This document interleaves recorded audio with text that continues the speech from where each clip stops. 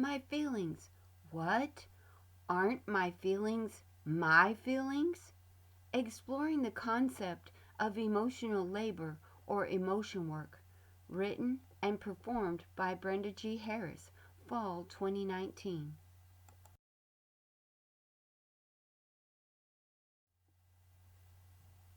Of course, my emotions are my own, right? Isn't it me who feels angry when once again my dog has chewed up another pair of my expensive dress shoes? Isn't it me who feels happy that I won $100 at the casino last weekend? To be human is to experience emotions. Emotions are part of our humanity.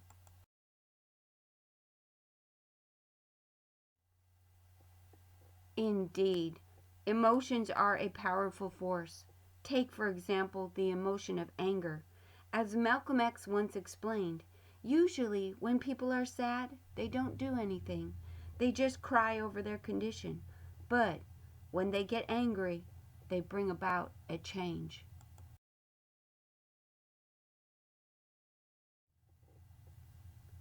Interestingly, common sense tells us that our emotions do belong to each of us as individuals. We feel them, they are ours.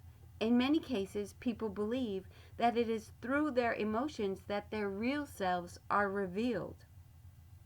If I show you my emotions, I am showing you my real self, in other words. At the same time, it was not until the 1970s in the United States that scholars of social life began to explore emotions as an important force in shaping the lives and experiences of individuals and groups.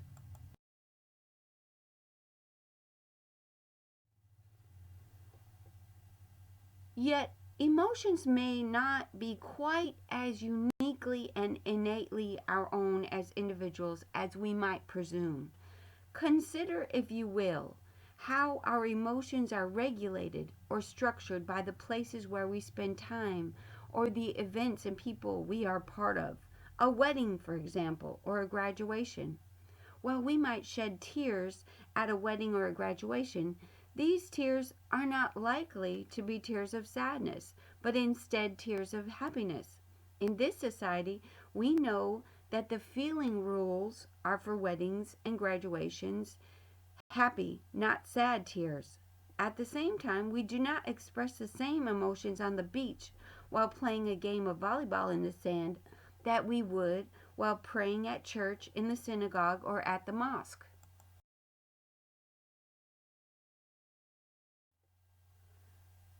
Context structures our emotions because we know that there are emotion rules. You know not to act or dress like you are in the club when you are at church. Emotions, therefore, are more social than we might have previously guessed.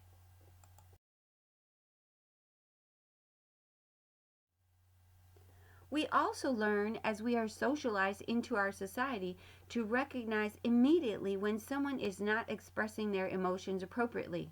They're laughing too loud or in the wrong place. They are crying when they should be smiling. We recognize these errors in the performance of emotions because we know the rules of our society about emotions. We know what the feeling rules are. Feeling rules tell us what is normal for us to feel in certain contexts. Emotion rules are the social rules. Emotions are social. Emotions are also normative.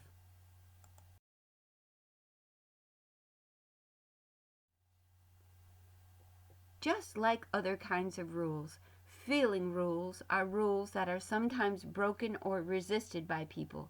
Maybe I know that I am supposed to be sad and crying at a funeral, but I really want to laugh and start dancing around for some reason at this funeral. However, if I actually do get up during this funeral and start dancing around and performing a happy emotion, other people at the funeral will start cutting their eyes sideways at me with suspicion because they immediately recognize that I am breaking an important feeling rule for funerals. These people at the funeral with me may then consider taking some action to stop my performance of the wrong emotion. Maybe they will call someone to escort me out of the services, or maybe out of the building. Maybe they will call the police. To avoid all these types of negative social sanctions, I may decide instead to act at this funeral like I really am sad, even though I don't actually feel sad. I may perform some sadness. I may do some surface acting of sadness, while at the same time I suppress my real emotions, the wrong emotions, which are deep acting emotions that I am actually experiencing. Since I am at a funeral, however, it could also be that, yes, I know the feeling rule says that I'm supposed to be sad, and I actually do really feel sad because I am feeling sad about the passing of a loved one. I don't have to perform surface acting of sadness because I am performing deep acting of sadness because I don't have any emotions considered inappropriate to suppress. In this case, I don't have to suppress any emotions because I really am feeling sad and I am supposed to feel sad. Emotions are normative.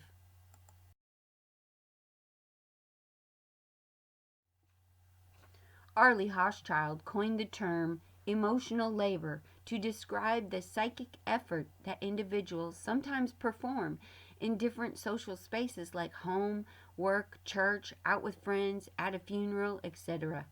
Most people don't want to be socially sanctioned by those around them and instead prefer to keep their behavior within the boundaries for our emotions and the ways that we feel and perform our emotions. The labor that we put into managing our emotions is a form of emotional labor. True story. Before our marriage, when my husband and I were dating, he invited me to watch a movie that I had never seen before called Imitation of Life. He told me on that date, you just could not watch this movie without crying.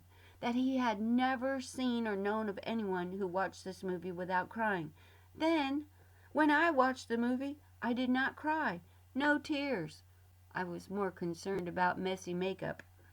Frantically, within my deep acting space of emotions, not my surface performance area of emotions, I engaged in all kinds of emotional labor to try to conjure up the missing tears of sadness because I did not want my date to think I was, quote, weird. I attempted to do some surface acting of sadness while trying to suppress my real feelings. I did do some serious emotional labor on that date.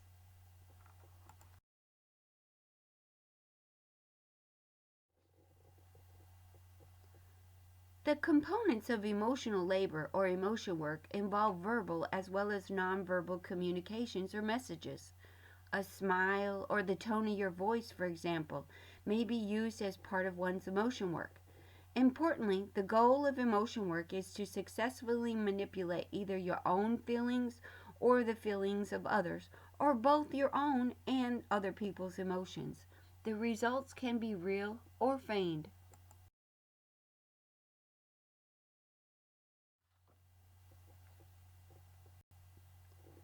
Irving Goffman once noted that emotions are patterned in social life as individuals continually interact with others and make decisions about how best to comport themselves.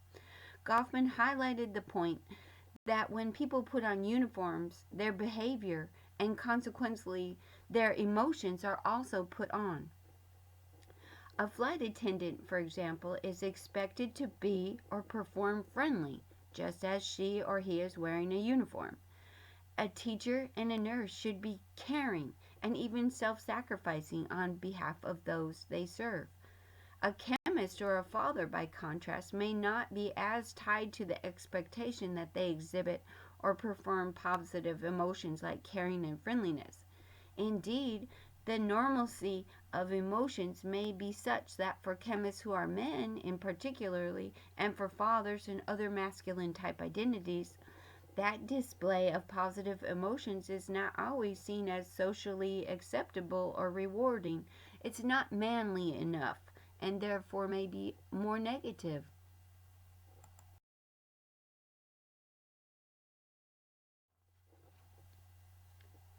This expectation that some people are typically expected to be warm, friendly, loving, and other positive emotions, regardless of how they actually feel, has consequences. An unfriendly flight attendant is not likely to have a job for long. A teacher who does not at least attempt to perform some surface acting of the emotion of caring or empathy is not likely to be employed for long either, if the parents and administrators have anything to do with it.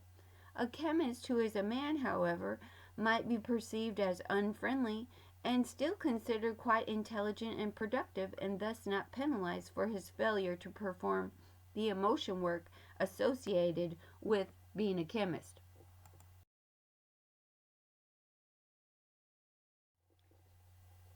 Moreover, emotion work is often an object of a person's awareness of times when that individual's feelings do not fit their current situation. They know that there is a mismatch between what they are supposed to feel and what they do feel, and then they act to reconcile the two. Note the famous pictures above. In 2017, U.S. First Lady Melania Trump was caught on camera giving her husband a smile. The second that he turned away, however, Mrs. Trump's face transformed into a different, somber expression of emotion. Apparently engaged in some emotion work here, Mrs. Trump knew that the day and the moment captured in the photo had been framed as a day for happiness. So she appears to have suppressed some deep acting feelings of somberness to perform surface acting of happiness, although she didn't actually feel any happiness. The Holy Father, Pope Francis, by contrast, apparently did not feel the need to do any emotion work at suppressing any somber feelings associated with his deep acting of emotions, despite the momentous occasion of meeting with the U.S. President and his wife.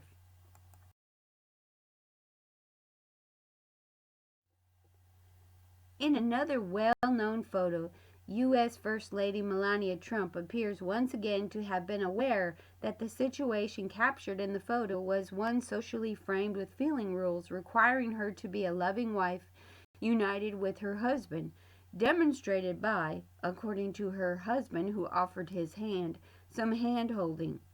That Mrs. Trump swatted her husband's hand away suggests some surface acting on the part of Mrs. Trump to appear unified while suppressing her deep emotion of emotional distance from her husband.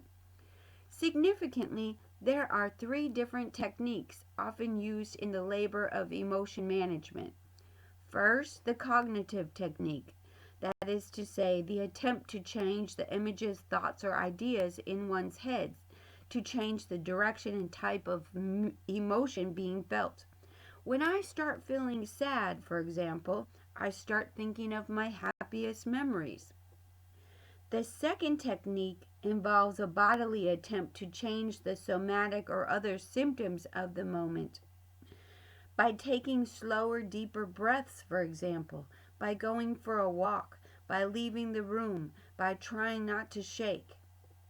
The third technique is expressive emotion work. For example, turn that outward frown on your face upside down and start to feel happy inside.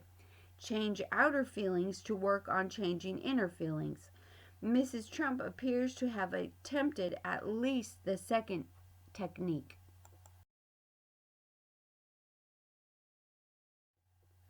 The concept of emotional labor is, I find, a very useful one in examining the sociality and sociology of emotions. As I have been learning about emotion work myself, I have been discovering that I do a great deal of emotional labor each day throughout my day across contexts. As I am finishing up this project today, for example, I know that my husband isn't feeling the best. It is late in the afternoon, about time to eat. He has been taking a nap, sounding a little groggy and cranky. He calls me on the cell phone from the other side of the house to tell me that he would be so happy if I would order a pizza, since he noticed that there is no sign of dinner at the present and he isn't feeling well enough to make any. While listening, I find myself having to quickly catch and suppress an unexpected, uproarious, inappropriate laugh that suddenly wanted to come out of my throat because of the way my husband said the word hungry, stretching it out, making it sound pitiful, even mournful. However, I know that it would cause some hurt feelings if I were to act so emotionally inappropriate by laughing in response. The sickness framed for emotions of the moment does not include laughter. I squelched that laugh just in time, suppressed that deep acting just in time to do some expressive techniques so that I had just the right amount of concern dialed up in my voice, and the evening is saved and the project completed. All's well that ends well. My hope is that you too, listener, will find it useful to begin to identify all of the ways that you may likewise engage in emotional work in your life, to become more metacognitively aware of how you are engaging your emotions and to what ends. Thank you for listening.